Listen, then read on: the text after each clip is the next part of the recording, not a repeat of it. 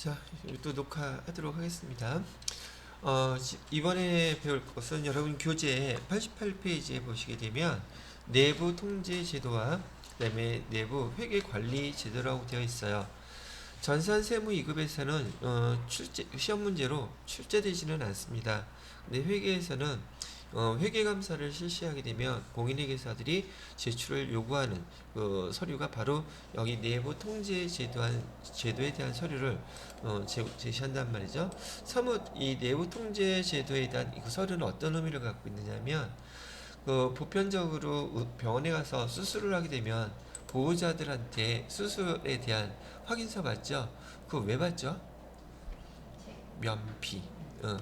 즉 수술을 하려고 하는데 이게 그런 게 없다면 의사들도 사람을 살리려고 수술은 하지만 모든 그 수술이 다 100% 성공할 수는 없잖아요. 그런 경우에 최선을 다했는데도 불구하고 그런 불가항력적인 상황으로 사람이 그 사망을 하게 됐을 때 그런 걸 받아놓지 않고 저기 수술을 하게 되면 어떻게 돼요? 소송에 휘말리게 되죠. 그러면 의사는 의사 나름대로 최선을 다했는데 괜히 또 물적 피해도 보게 되고 본인에 대한 여러 가지가 흔들리게 되겠죠. 그래서 그 사인을 받는 것처럼 이 내부 통지제도도 마찬가지로 모든 그 지금 재무제표 작성을 어디서 했어요? 회사에서 했죠.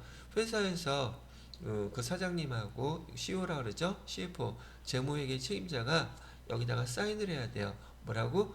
기업회계 기준에 따라서 거짓 없이 신뢰성 있게 작성했습니다라는 거 그런 내용이에요. 그러면 공인회계사들은 거기 회계감사하면서 등등 자료를 갖다 검토를 했는데 만약에 거기서 의도적으로 분식회계가 일어나는 걸 못 찾았어요. 못 찾았는데 그러면 그것 때문에 나중에 범죄 행위가 발각이 돼서 공인회계사들이 너희들 이거 제대로 회계감사 한 거 맞아? 라고 따질 수 있겠죠. 그죠? 근데 회계감사의 목적은 그런 의도적인 분식회계를 여기 발견해 찾아내려고 하는 저기 감사가 아니란 말이죠. 기업 회계 기준에 따라서 잘 했는지 안 했는지 그것만 검토하는 작업이에요. 그러다가 말이 안 맞고 이상하고 자료가 없어서 찾다가 보면 분식회계를 발견하게 되는 것이지 목적 자체가 그 회사의 고의성에 의한 분식회계를 찾아내려고 하는 그런 회계 감사가 아니란 얘기죠. 그렇게 회사에서 의도적으로 감추려고 하는 거 부정 감사하는 게 별도로 있어요.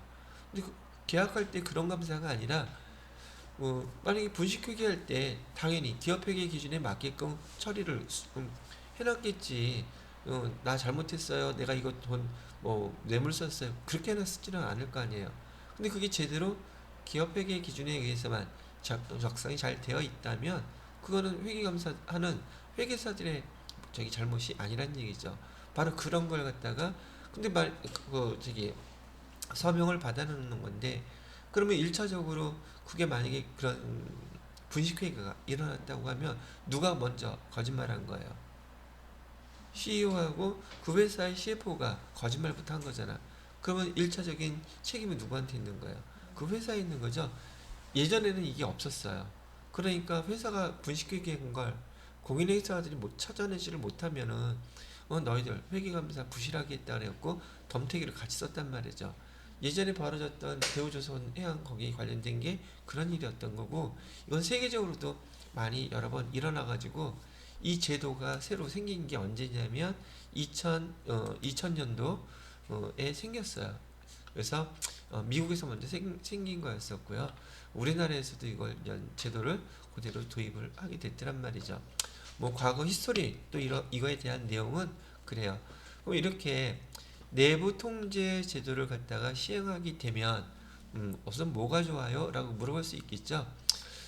내부 통제 제도를 시행하는 목적은 한 단어로 표현한다면 기업의 투명성이에요. 기업의 투명성.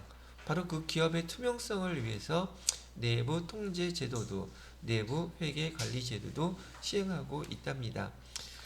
물론 회계 1급에서는 제가 요거 설명을 안 했는데 얘를 시험 문제로 출제하는 저기 시행기관은 공인회계사회 시험 문제에서는 그 시행사 자체가 공인회계사들이기 때문에 시험 문제가 한 문제가 꼭 나와요. 뭐 나오는 적도 있고 안 나오는 적도 있고 그런데 나오게 되면 여기에 대한 내용만 잘 이해하고 계시면 맞추시는데 큰 지장은 없어요. 이건 난이도 높게 내는 건 아니거든요. 그래서 지난번에 FAT 1급 시험 보실 때 아마 이런 문제, 뭐 연습 문제에서 기출 문제에서 본 적 있으셨을 거예요. 자, 우선 내부 통제 제도와 내부 회계 관리 제도가 있는데 내부 통제 제도 안에 이 내부 회계 관리 제도가 포함되어 있는 거예요. 즉 내부 통제 제도가 훨씬 더 범위가 광범위하단 말이죠. 내부 통제 제도는요, 전 직원 전사적으로 시행되는 참여해야 되는 제도라고 얘기할 수 있고요. 내부 통제 제도가 제대로 시행이 된다면 운영 목적상으로는 그 회사 자원에 대한 효율성, 효과성이 생긴다는 얘기죠. 지난번에 설명해 드릴 때 뇌물 주고서 뇌물로 기록해 놓을 리가 없잖아요. 그죠? 그럼 그 자산은 어디 가서 쓰였습니까? 분명히 투자했거나 우리 회사의 그 등등을 더 뭐 재고를 샀거나 뭘 했다고 썼을 텐데 회사를 위해서 쓰인 돈이 아니죠. 근데 기록되기에는 엉뚱하게 그 뭐 회사의 계정 과목으로 기록이 되어 있을 테니 그러면 효과성이 떨어지겠죠. 그 돈을 실질적으로 설비를 위해서 투자하거나 뭐 다른 뭐 마케팅을 위해서 사용한 게 아닌데, 그래서 내부 통제 제도를 시행하게 되면은 첫 번째 운영 목적으로서는 그러한 자산이 더 효율적으로 효과적으로 사용됩니다라는 장점이 있다는 얘기예요. 두 번째, 재무 보고 목적으로는 아까 말씀드렸던 것처럼 재무제표가 더 신뢰성 있어지게 되겠죠. 그다음에 세 번째, 법규 준수 목적으로는 법규를 정책을 잘 준수하게 된다. 그렇죠? 요 세 가지가 내부 통제 제도의 목적이라고 보시면 돼요. 요거 잘 구분해 놓으시면 되겠고, 이것과 관련이 없는 걸 찾으시면 지난번에 FAT 1급이나 나중에 그 TAT 2급에서 시험 문제가 이렇게 나오면 요거 고르시면 돼요.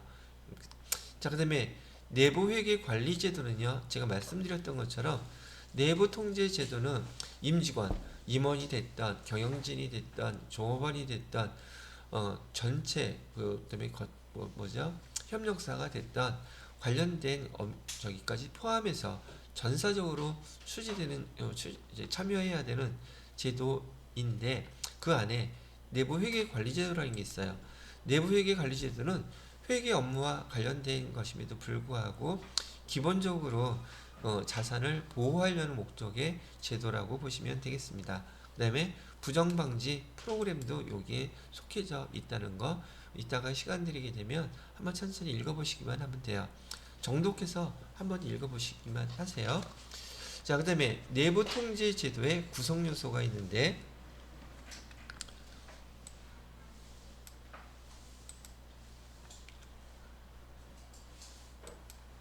이 내부 통제 제도의 구성 요소는 지금 5가지로 이루어져 있어요. 내부 통제 제도의 구성 요소는 5가지로 이루어져 있다. 첫 번째, 통제 환경. 통제 환경이라는 것은 여러분이 그냥 편하게 이해하기 쉬우라고 우리 회사의 지금 부서 전체적인 조직도라고 할까요? 우리 회사의 조직이 어떻게 지금 구성이 되어 있는지부터 먼저 파악을 해야 된다는 얘기죠. 그래서 내부 통제 제도를 적용해야 될 우리 회사의 조직 구성이 어떻게 됐는지를 파악하는 것이 조직 구성이라고 써놓을까요? 구성이 바로 우리는 통제 환경이라고 부른다는 얘기예요. 그래서 지난번에 설명해 드릴 때 영업부, 마케팅부, 생산부, 그다음에 뭐 회계부, 인사부, 총무부, 우리 회사에 많은 부서들이 있죠. 그런 부서들 중에서 내부 통제를 해야 될 만한 부서 어디가 있을까? 길 갖다가 먼저 구분을 해봐야 되지 않겠어요? 그래서 두 번째가 바로 이 조직 구성이 파악이 되었다면 그 부서들 중에서 어디가 리스크가 제일 높은 부서인가? 그걸 우리는 뭐라고 부르냐? 위험 평가라고 불러요. 두 번째 단계가.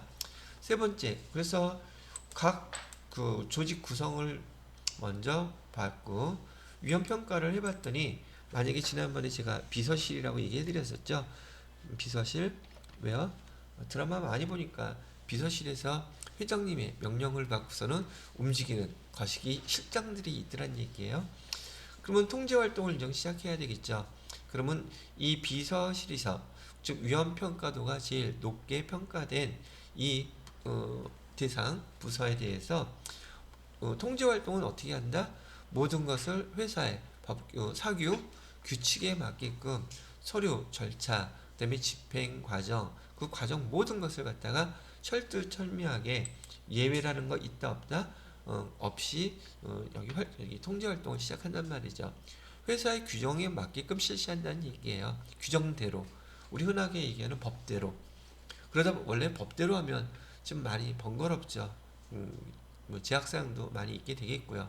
그렇게 하게 되면은 이런 내부 통제 제도를 통해서 그 리스크가 즉 어떤 리스크? 좀 부정부패할 수 있는 리스크 그런 것들이 좀 줄어들지 않겠느냐는 거죠. 자, 그런 활동을 계속하게 되면은 그 정보 및 의사소통 거기 부서에서도 그러한 정보가 1년 동안 집계되고 등등 하게 되면은 제대로 잘 듣는지 안 듣는지 또 그 부서와의 의사소통 많이 이루어지겠죠. 그래서 뭐 투덜거리고 그런다 치면 우리 이제 안 그러는데 그런 게 리스크가 현저히 낮아졌는데 이런 얘기를 서로 주고받고 하게 되겠죠. 그렇게 된다면 알았어 다음번에 다른 부서 한번 또 해보지 그리고 좀 모니터링을 계속 하는 겁니다. 근데 이 단계는 매년 계속 반복돼야 돼요. 근데 대상 부서는 바뀔 수 있겠죠. 즉, 그 위험 평가를 할 때마다 항상 그 부서가 될 수도 있고, 다음에는 또 다른 부서가 될 수도 있고, 결과론적으로 뭘 추구하는 거예요?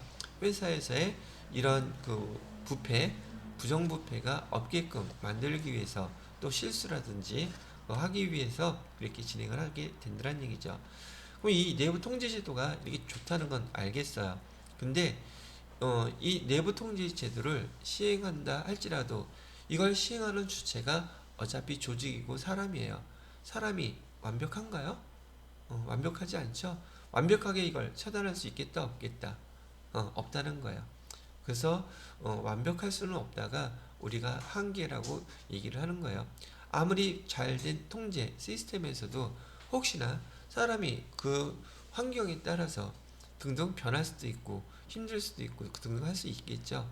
그래서 내부 통제 제도가 됐던 내부 회계 관리 제도가 됐던 그 한계는 어차피 완벽할 수는 없겠지만 그런 것들을 갖다가 추구함으로 인해서 우리 내부 통제 제도의 목적을 이루려고 한다고 하는 것이 바로 내부 통제 제도의 뜻이에요. 참고로 보통 여기 내부 통제 제도를 영어로 인터널은 인터내셔널이 아니라 인터널은 내부라는 뜻이에요. 컨트롤이라고 해서 얘를 줄임말로 뭐 의미 자체는 IC하고 비슷하게 되는데 인터체인지하고도 똑같은 이니셜이에요. 인터컨트롤 내부 통제 제도라고 이렇게 부르면서 IC라고도 불러요. 여기 인터체인지 고속도로 인터체인지 얘기하는 거 아니에요. 회계에서는 얘는 내부 통제 제도를 일컬는 말이라는 뜻. 그 줄임말로 이렇게 쓴다는 것도 참고로 알아두시고요. 여기 회사에서요. 이거 IC를 담당하는 사람을 갖다가 인터널 컨트롤러라 해서 내부 감사 제도 운영하는 곳도 많이 있어요. 내부 감사가 별도로 있는데요. 인터널 컨트롤러라고 이렇게 많이 불러요. 매니지먼트라고도 부르고요. 참고로 그냥 알아두세요. 자, 그럼 여기까지가 여러분들이 재무 회계와 관련돼서 여러분 교재상으로는 88페이지에 보시게 되면 1번에 내부 통제 제도의 의의와 목적 거기 앞에 부분으로 이렇게 세 가지 시험 문제를 내면 FAT 1급 정도 레벨이 될 거고요. 그 다음에 옆에 내용에 대한 설명 개로 문제를 내면 TAT 2급에서 시험 문제의 난이도가 될 거예요. 그 다음에 2번에 보시게 되면 내부 통제 제도의 구성 요소와 원칙 5가지가 나와 있죠. 그 다음에 밑에 통제 미배점, 그 다음에 4번에 통제 제도의 효과와 한계, 그다음에 90페이지에 보시게 되면 내부 회계 관리 제도의 의, 그래서 동그라미로 1, 2, 3, 4에 갖고서는 91페이지까지 쭉 설명이 나와 있답니다. 근데 92페이지에 나와 있는 이 환경들까지 자세히 보려고 할 필요는 없고요. 만약에 TAT 1급, 세무 1급에서 시험 문제가 나온다면 여기서 나와요. 옆에 있는 원칙을 갖고서는 뭐에 대한 원칙인지 이렇게 공인회계사회 시험 문제에서는 구성이 되어 있더라고요. 근데 여러분들은 여기 지금 91페이지까지 정도만 정독해서 한번 읽어보시고, 그나마 굳이 암기하라 그러면 이 내용, 내부 통제 제도와 내부 통제 제도의 구성 요소, 그다음에 내부 회계 관리 제도는 자산 보호와 부정 방지 프로그램. 부정 방지 프로그램에는 뭐가 있을까? 뭐 그런 것 정도만 받으시면 될 것 같으네요. 자, 여기까지만 설명을 하고요. 여기 내부 통제 제도에 대한 거 마무리를 짓도록 하겠습니다. 혹시 궁금하거나 질문사항 있으신가요? 있을 리가 없죠? 자, 여기 마무리 짓게요.